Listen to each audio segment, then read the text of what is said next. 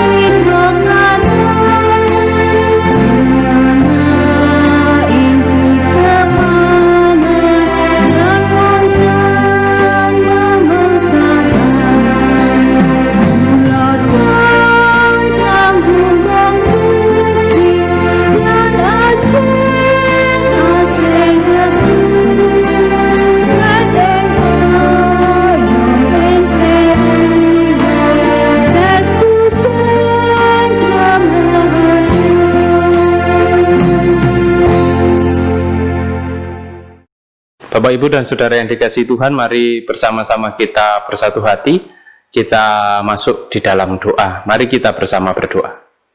Bapa kami yang di surga, kami bersama-sama pada kesempatan ini datang ke hadirat-Mu yang kudus.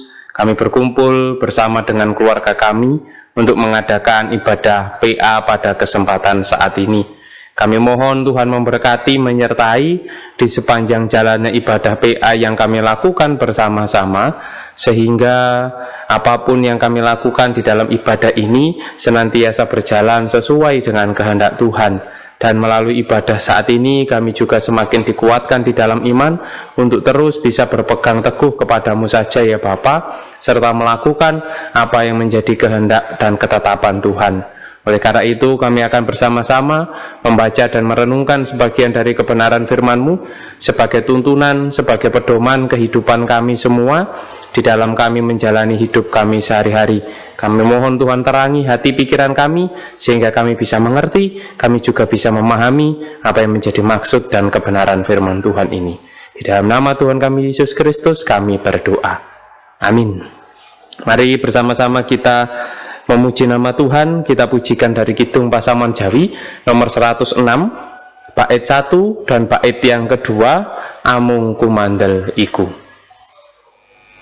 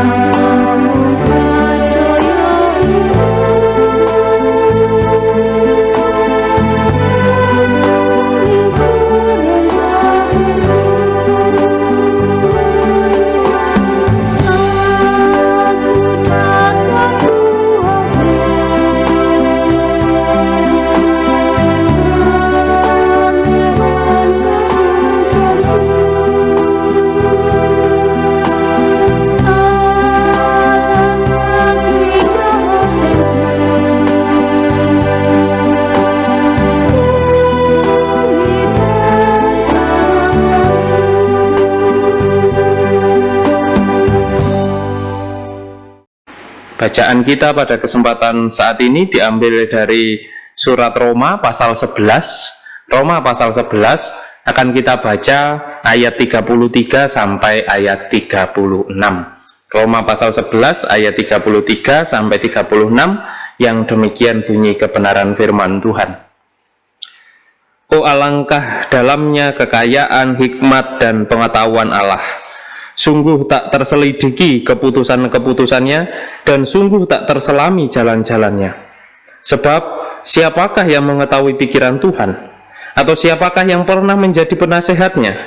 Atau siapakah yang pernah memberikan sesuatu kepadanya sehingga ia harus menggantikannya? Sebab segala sesuatu adalah dari Dia, dan oleh Dia, dan kepada Dia. Bagi Dialah kemuliaan sampai selama-lamanya. Demikianlah kebenaran firman Tuhan. Berbahagialah kita yang senantiasa membaca, merenungkan, terlebih mampu melakukan di dalam kehidupan kita sehari-hari. Amin. Bapak, Ibu, dan Saudara yang dikasihi Tuhan, kita semua sebagai manusia pasti merasakan bahwa banyak hal yang tidak mampu kita bayangkan atau kita pikirkan di dalam kehidupan kita. Banyak hal yang tidak bisa kita jawab dalam hidup kita saat ini. Kita semua mengetahui itu. Apakah karena kita, mohon maaf, tidak pintar atau kurang informasi? Saya rasa tidak. Tetapi memang kita sebagai manusia memang punya keterbatasan. Ada hal-hal yang memang tidak mampu atau memang tidak boleh semua orang bisa menjawabnya. Karena memang hanya beberapa orang yang bisa menjawab, bisa mengerti akan salah satu hal, dan orang lain juga bisa memahami hal-hal yang lain. Dan itulah yang terjadi. Contoh saja konkret, kalau kita bicara situasi di tengah pandemi ini, beberapa waktu yang lalu juru bicara Satgas penanganan COVID-19 dari pemerintah juga ketika ditanya apakah memang virus ini ada ulah manusia yang menyebabkan ini, beliau Profesor Wiku tidak menolak tetapi juga tidak mengiyakan. Beliau mengatakan biar para ilmuwan yang berusaha mencari jawaban ini. Bagi kita yang penting saat ini adalah kita menjaga perilaku kita, menjaga kondisi kesehatan kita sehingga kita tidak terpapar atau tertular virus. Jadi memang kita tidak perlu mengetahui semua jawaban karena memang kita tidak mampu untuk mencari atau menampung semua jawaban itu. Nah, ini baru bicara soal apa yang terjadi di tengah-tengah manusia ini saja. Lalu bagaimana antara kita dengan Tuhan? Lebih banyak hal lagi yang tidak bisa kita jawab, kita jelaskan. Apalagi kalau kita bicara terkait dengan karya Allah, terkait dengan kehendak Tuhan, terkait dengan maksud Tuhan di dalam kehidupan kita. Mungkin kita tidak bisa menjelaskan secara detail kesemuanya. Sangat banyak hal-hal yang kita tidak tahu dari apa yang Tuhan mau dari hidup kita. Banyak hal-hal yang tidak kita mengerti dari rancangan-rancangan yang dilakukan Tuhan di dalam kehidupan kita. Dan memang itu adalah realita kondisi kita, keterbatasan kita sebagai manusia. Dan di dalam bacaan kita saat ini, masih surat Rasul Paulus kepada jemaat di Roma pun, Rasul Paulus kembali memberikan peringatan-peringatan kepada jemaat di Roma. Karena pada waktu itu jemaat di Roma memang jemaat yang sangat maju perekonomiannya, mungkin juga ilmu pengetahuannya, mereka sangat maju. Mungkin banyak hal yang bisa mereka jawab, banyak hal yang bisa mereka mengerti, tetapi juga ada hal-hal yang tidak mampu mereka pahami. Nah, disinilah kemudian peran Rasul Paulus memberikan peringatan kepada jemaat di Roma. Peringatannya dikatakan tadi bahwa seperti apa yang menjadi ayat 33 yang kita baca bersama-sama, alangkah dalamnya kekayaan, hikmat, dan pengetahuan Allah. Sungguh tak terselidiki keputusan-keputusannya dan sungguh tak terselami jalan-jalannya. Nah, inilah Rasul Paulus berusaha mengingatkan jemaat di Roma bahwa keputusan-keputusan Allah itu tidak bisa kita selidiki. Bahkan jalan-jalan Tuhan tidak bisa kita selami untuk kita pahami apa yang menjadi maksud dan jalan Tuhan ini. Kita sama sekali tidak mampu. Keterbatasan kita ini yang membuat kita tidak mengerti. Dan memang tidak perlu kita mengerti karena memang tak terselami dan tak terselidiki itu tadi. Nah, inilah yang berusaha disampaikan Rasul Paulus kepada jemaat di Roma. Kenapa demikian? Kenapa Rasul Paulus menekankan bahwa banyak hal yang tidak kita mengerti dari Tuhan, supaya manusia kemudian tidak lupa diri, merasa bahwa dirinya bisa menjawab segala hal. Kalau kita kembali ke ayat sebelumnya, di ayat 25. Sebab saudara-saudara, supaya kamu jangan menganggap dirimu pandai, aku mau agar kamu mengetahui rahasia ini. Sebagian dari Israel telah menjadi tegar, sampai jumlah yang penuh dari bangsa-bangsa lain telah masuk. Kata-kata saudara-saudara, supaya kamu jangan menganggap dirimu pandai. Kata-kata ini disampaikan Rasul Paulus kepada jemaat di Roma pada waktu itu, supaya mereka tidak mengunggulkan dirinya sendiri, supaya mereka menyadari bahwa ada Tuhan yang berkarya, yang karyanya itu tidak terselidiki oleh manusia dan tidak terselami oleh manusia. Contoh, kalau kemudian mungkin kita seringkali bertanya dalam diri kita, kenapa Tuhan melakukan ini kepada saya? Kenapa masalah ini harus ada, harus terjadi pada diri saya? Kalau Tuhan menjawab, kenapa tidak? Jadi kalau kita bertanya, kenapa Tuhan, kenapa seperti ini? Tuhan mungkin akan menjawab, kenapa tidak? Ya kamu sama dengan kita, sama dengan manusia-manusia yang lain, yang juga bisa mendapatkan masalah, bisa mendapatkan juga berkat, dan seterusnya. Jadi memang rencana Tuhan itu adalah hak Tuhan, karya-karya Tuhan itu menjadi wewenang Tuhan untuk melakukan. Nah, kita kemudian tinggal berserah, kemudian kita tinggal menghayati apa yang menjadi maksud dan kehendak Tuhan di dalam kehidupan kita sehari-hari. Oleh karena itu di ayat 36 tadi, saya ulangi, Rasul Paulus juga mengatakan, sebab segala sesuatu adalah dari Dia, dan oleh Dia, dan kepada Dia. Bagi Dialah kemuliaan sampai selama-lamanya. Nah, Rasul Paulus mengunci peringatan-peringatan itu dengan kalimat ini. Segala sesuatu adalah dari Dia, dan oleh Dia, dan kepada Dia. Bagi Dialah kemuliaan sampai selama-lamanya. Kata-kata Rasul Paulus ini menjadi peringatan juga bagi kita semua bahwa memang segala sesuatu datangnya dari Dia. Kehebatan kita, kemampuan kita, semua datangnya dari Tuhan. Dan apapun yang mampu kita lakukan di dunia ini pun itu juga karena Tuhan yang juga turut berkarya dalam hidup kita, bukan karena kita sendiri. Dan kemudian apapun yang kita lakukan juga harusnya kita serahkan kepada Tuhan, karena Tuhan yang memprakarsai, Tuhan yang menuntun setiap langkah hidup kita di dalam kehidupan kita sehari-hari. Termasuk jika kita punya rencana, termasuk jika kita punya rancangan di dalam kehidupan kita masing-masing, apapun rancangan itu. Mungkin tidak semua rancangan atau harapan kita berjalan dengan baik. Saya yakin, saya panjenengan semua pernah mengalami kegagalan dalam merencanakan sesuatu dalam hidup. Kita sudah merencanakan dengan baik, kita sudah merencanakan dengan luar biasa, namun ternyata yang terjadi tidak sesuai dengan harapan kita. Ada hal-hal yang terjadi di luar pikiran kita, di luar segala rancangan kita. Nah, itu sangat mungkin terjadi. Tetapi mari kita kembali ke dalam bacaan kita saat ini, bahwa memang segala sesuatu yang terjadi dalam hidup kita, baik sesuai dengan pikiran kita atau tidak, itu adalah bagian dari karya Tuhan. Mungkin Tuhan ingin memproses kita, mungkin Tuhan punya rencana, punya jalannya di dalam kehidupan kita. Jadi kalau kita berhasil dalam rancangan kita, mungkin memang Tuhan menyertai kita, Tuhan merestui rancangan kita karena rancangan dan harapan kita sesuai dengan maksud dan kehendak Tuhan. Tetapi sebaliknya, ketika gagal, kita mengalami kegagalan dalam hal apapun, mungkin ada rencana Tuhan juga bagi setiap kita dalam hidup kita. Nah, maka dari itu penting bagi kita untuk kita bisa menjalani sesuatu di dalam hidup kita itu sesuai dengan maksud dan kehendak Tuhan. Karena memang kita tidak bisa meminta bahwa hidup kita akan selalu berjalan mulus, semua akan berhasil, semua akan lancar.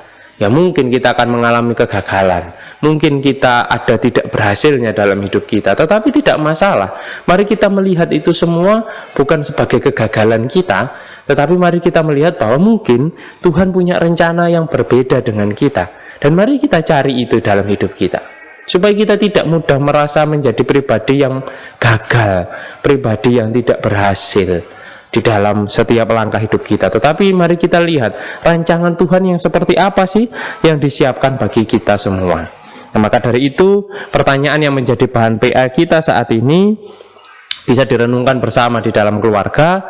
Apakah panjenengan pernah mengalami kegagalan dalam merencanakan sesuatu, dan apa yang panjenengan kemudian lakukan? Saya ulangi, apakah Anda pernah mengalami kegagalan dalam merencanakan sesuatu, dan kemudian apa yang Anda lakukan setelah Anda mengalami kegagalan tersebut? Nah, silahkan di-sharingkan bersama dengan keluarga. Kiranya melalui perenungan kita, melalui PA kita saat ini, kita semakin dikuatkan, kita semakin mengerti, kita semakin bisa melakukan apa yang menjadi maksud dan kehendak Tuhan di dalam kehidupan kita sehari-hari. Tuhan memberkati kita semua. Amin. Mari bersama-sama kita sambut dengan kita memuji nama Tuhan dari Kidung Pasaman Jawi nomor 133, bait 1 dan bait yang ketiga, Pracaya lan Pasrah.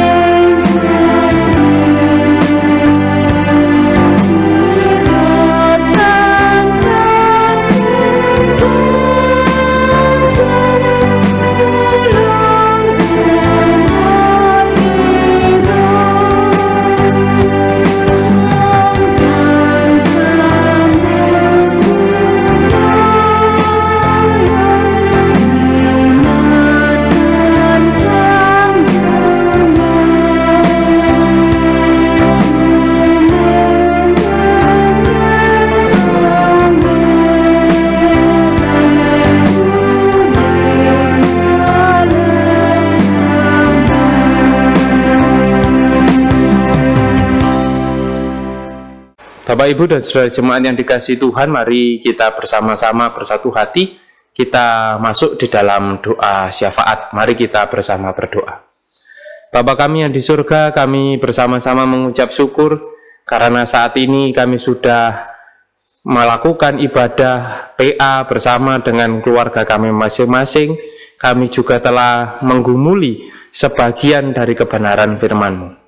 Kami percaya Tuhan memampukan kami untuk terus bisa melakukan apa yang menjadi rancangan-rancangan Tuhan di dalam kehidupan kami.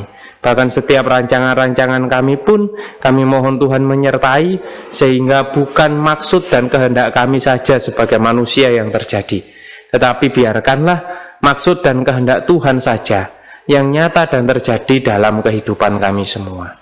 Ya Bapa, saat ini kami ingin berdoa bagi saudara-saudara kami yang sedang menderita sakit. Apapun sakit penyakit yang dialaminya, Kami mohon Tuhan senantiasa menguatkan. Kami mohon Tuhan senantiasa turut campur tangan sehingga saudara-saudara kami ini bisa kembali pulih dari segala sakit penyakit yang dialami. Begitu juga kehidupan kami semua, di dalam kami menjalani kehidupan berkeluarga, di dalam kami menjalani aktivitas pekerjaan kami mohon Tuhan menyertai, kami mohon Tuhan memberkati, sehingga semuanya bisa berjalan dengan baik. Anak-anak kami semua di dalam masa pendidikannya, kami mohon Tuhan juga menyertai supaya mereka bisa mendapatkan, meraih apa yang mereka cita-citakan. Para orang tua kami di tengah situasi pandemi ini, kami mohon Tuhan memberkati, khususnya Bapak Ibu Adi Yuswo, Tuhan berikan kesehatan, Tuhan berikan kekuatan, sehingga tetap bisa menjalani kehidupan dengan penuh rasa syukur di tengah situasi pandemi saat ini. Para kaum muda-mudi di tengah situasi sulit ini, di tengah pekerjaannya, di tengah aktivitasnya, kami percaya Tuhan juga senantiasa memampukan dan menyertai. Termasuk untuk gereja-gereja Tuhan dimanapun berada, khususnya yang ada di Jemaat Mojosari ini. Kami mohon Tuhan memberkati, supaya gereja Tuhan tetap bisa menjalani aktivitas kegiatannya dengan baik, meskipun kami sedang berada di tengah situasi pandemi ini. Jadikan kami sebagai kepanjangan tangan Tuhan untuk menyalurkan berkat-berkat Tuhan. Dan untuk bangsa dan negara kami ya Bapa, kami serahkan seutuhnya kehidupan bangsa kami ke dalam tangan kasih Tuhan. Kami mohon Tuhan senantiasa memberkati, Tuhan senantiasa menyertai para pemimpin bangsa kami, para tenaga medis, aparat TNI Polri, relawan, dan semua pihak yang juga berjuang dengan luar biasa untuk menjalani segala tugas dan tanggung jawabnya, khususnya di tengah situasi pandemi ini. Kami mohon Tuhan memberkati mereka semua, dan jadikan kami sebagai warga negara juga menjadi warga negara yang taat dan patuh pada aturan yang sudah ditetapkan bersama. Dan saat ini kami serahkan juga persembahan yang sudah kami kumpulkan ya Bapa. Kami mohon Tuhan memberkati persembahan ini, sehingga dapat kami pakai sebagai sarana kemuliaan nama Tuhan. Dan akhirnya kami serahkan seutuhnya kehidupan kami ke dalam tangan kasih Tuhan. Di dalam nama Tuhan kami Yesus Kristus, kami berdoa dan memohon serta mengucap syukur. Haleluya. Amin.